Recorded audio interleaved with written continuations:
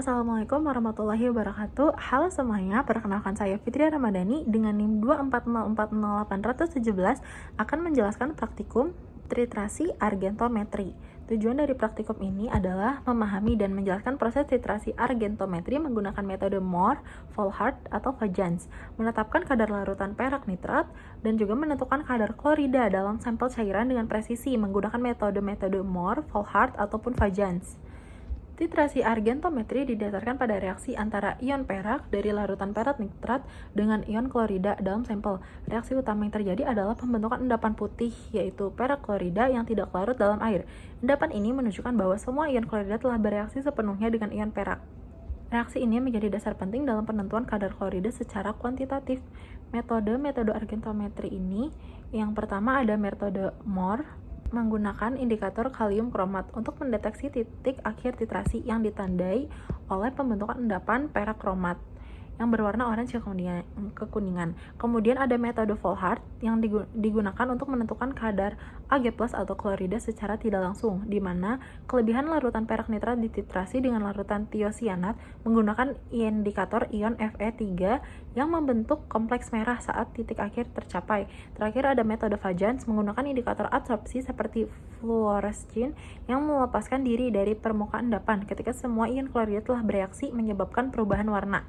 Fungsi indikator dan tanda-tanda titik akhir titrasi ini adalah: indikator berfungsi untuk menandai titik akhir titrasi dengan jelas. Pada metode Mohr, indikator kalium kromat menghasilkan endapan berwarna orange kekuningan sebagai tanda titik akhir. Pada metode Volhard, indikator ion Fe3 membentuk kompleks merah dengan tiosianat berlebih. Sementara pada metode Fajans, indikator adsorpsi seperti fluorescein melepaskan diri dari permukaan endapan menyebabkan perubahan warna yang menunjukkan bahwa semua ion klorida telah bereaksi. Perubahan warna menandakan bahwa titik akhir titrasi telah tercapai. Langkah-langkah dalam praktikum ini, yang pertama dalam metode Mohr. Metode Mohr ini menggunakan larutan perak nitrat sebagai titran untuk menentukan kadar ion klorida.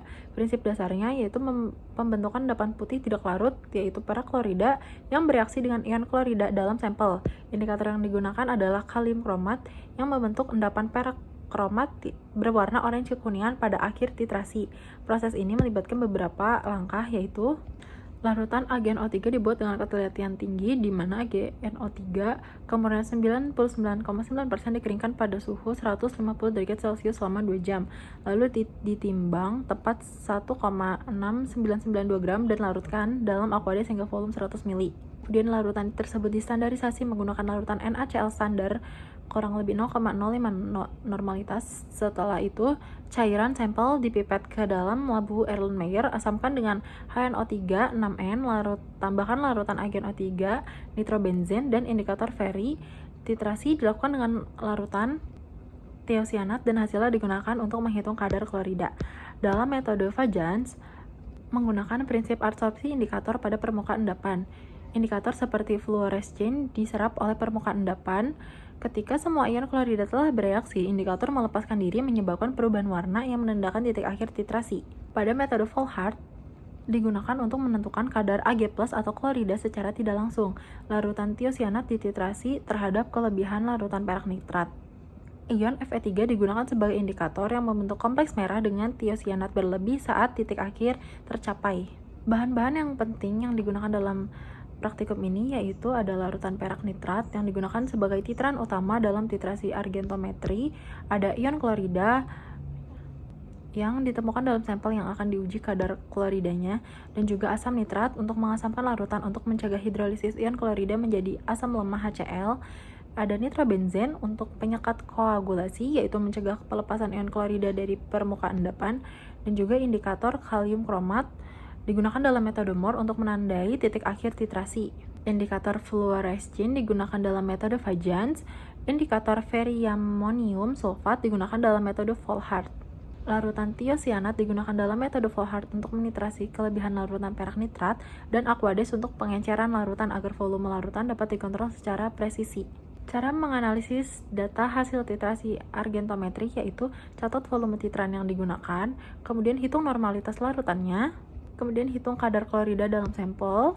Setelah itu dihitung menggunakan rumus Hasil yang diharapkan pada praktikum ini yaitu perubahan warna pada titik akhir. Contohnya metode Moore pada titik akhir titrasi terbentuk endapan perak kromat berwarna orange kekuningan. Metode Fajans menyebabkan perubahan warna yang jelas karena indikator fluoresen melepaskan diri dari permukaan endapan, dan metode Volhard yaitu kompleks merah antara Fe3 dan tiosianat berlebih terbentuk, menandakan bahwa semua ion klorida ini telah bereaksi, dan juga endapan perak klorida yang akan terbentuk secara bertahap. 3 tips penting agar titrasi argentometri berjalan akurat dan lancar yaitu standarisasinya akurat. Pastikan larutan agen O3 telah distandarisasi dengan benar menggunakan larutan NaCl standar. Dan juga pengendalian pH, gunakan asam nitrat untuk menjaga larutannya tetap asam. Kemudian penggunaan indikator yang tetap, pilihlah indikator sesuai metode yang digunakan. Langkah-langkah keselamatan kerja yang harus diperhatikan yaitu gunakan sarung tangan dan juga masker, penanganan bahan kimia, hindari kontak langsung dengan larutan-larutan yang bersifat korosif, dan juga simpan larutan seperti agen O3 dan HNO3 di tempat yang aman, dan juga buang yang tidak digunakan lagi atau limbah kimianya sesuai prosedur laboratorium untuk mencegah pencemaran lingkungan. Bagian yang paling sulit menurut saya yaitu langkah standarisasi larutan karena memerlukan ketelitian tinggi dalam timbangan massa dan pengenceran larutan. Kemudian kesalahan yang mungkin